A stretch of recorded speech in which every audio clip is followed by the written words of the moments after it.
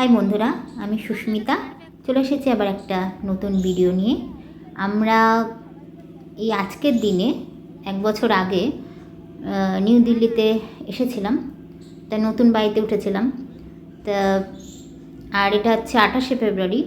আমরা রওনা দিয়েছিলাম আমাদের শহর কৃষ্ণনগর থেকে। এই যে তা ট্রেনের মধ্যে করে আমরা উঠে পড়েছি, যাচ্ছি। এখন হচ্ছে যাব শিয়ালদাতে গিয়ে রাজধানী এক্সপ্রেস ধরব, তারপরে ওখান থেকে নিউ দিল্লি। তা আমাদের জার্নিটা তোমাদের সাথে শেয়ার করব, পাট করে শেয়ার করব, তোমরা সঙ্গে থেকো। আর এই যে আমাদের কৃষ্ণনগর স্টেশন, যেখানে আমার বড় হওয়া। এ দেখো এখন বাজে 11টা 29, ছেড়ে দিল। চলো নিউ দিল্লির উদ্দেশ্যে রওনা দিলাম। তা এখানে খারাপ তো লাগছিল, চলে যাচ্ছিলাম। আজকে প্রচণ্ড ট্রেনের গণ্ডগোল, কারণ হচ্ছে কৃষ্ণনগর রেল লাইনের কাজ চলছে, তার জন্য প্রচণ্ড দেরি হচ্ছে। এই লাইনটাতে কাজ চলছে। তা যাই হোক, আমরা মানে যেই ট্রেনটা ধরতে এসেছিলাম, এ দেখো কৃষ্ণনগর সিটি জংশন ছেড়ে দিল।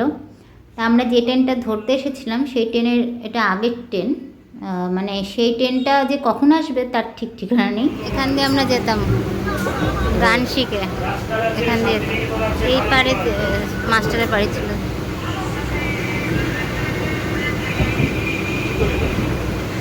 এবার আরেকটু গিয়ে ওইদিকে পড়াতে যেতাম আমি,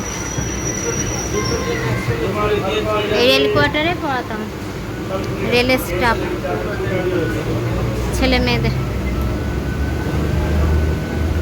এই যে কাজ হচ্ছে,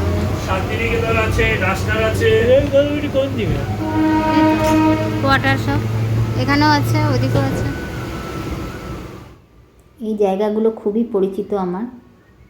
এখানেই আমি পড়াতাম, নাচ শেখাতাম, আঁকা শেখাতাম। এখানে যেহেতু রেল কোয়ার্টার, সব রেলের স্টাফদের ছেলে মেয়েদের প্রচুর প্রচুর স্মৃতি আছে। ছাত্রছাত্রীরাও ভীষণ ভালোবাসে, যখনই আসি তখনই বলে দিদিমণি এসো বাড়িতে, মানে ভীষণ ভীষণ ভালোবাসে। কৃষ্ণনগর থেকে দূরে থাকলেও আমার সত্তার একটা বড় অংশ আজও এখানেই রয়ে গেছে। শহর বদলায়, ঠিকানা বদলায়, কিন্তু হৃদয়ে আঁকা স্মৃতির আলপনা কখনোই মুছে যায় না। তো যাই হোক, এই দেখো, দেখছো কাজ হচ্ছে, মানে এই লাইনটা পুরোটাই রানাঘাট অবধি পুরোটাই কাজ হচ্ছে নাকি, ওর জন্য এই ট্রেনের এত গণ্ডগোল, মানে লেট করে করে আসছে। আমরা জানতাম না যেই ট্রেনের উদ্দেশ্যে আমরা এসেছিলাম সেই ট্রেনটা পাইনি। সেটা মানে কখন আসবে তারও ঠিক নেই। এটা আগের ট্রেনটা এতটা দেরি করে এসেছে। আমরা যখন স্টেশনে ঢুকলাম তখন সবাই বলাবলি করছে যে এখনও তো ট্রেন আসেনি, মানে আগের ট্রেনটাই আসেনি, মানে এরকম অবস্থা। আর এই দেখো চারপাশে ফাঁকাই আছে, কারণ যেহেতু কৃষ্ণনগর থেকেই ছাড়ে ট্রেনটা, ওর জন্য ফাঁকাই আছে। জানলার ধারে বসে প্রাকৃতিক দৃশ্য দেখতে দেখতে, ট্রেনের হাওয়া খেতে খেতে ভালোই লাগছিল, যাচ্ছিলাম। আর যেহেতু এটা কৃষ্ণনগর থেকে ছাড়ে, ওর জন্য জায়গাটা জানলার ধারেই পেয়ে গেছিলাম, আর ফাঁকাই তো ছিল দেখলেই। আমরা এখন শিয়ালদার উদ্দেশ্যে যাচ্ছি। এর পরের ভিডিওগুলোতে আবার তোমাদের সাথে দেখা হচ্ছে।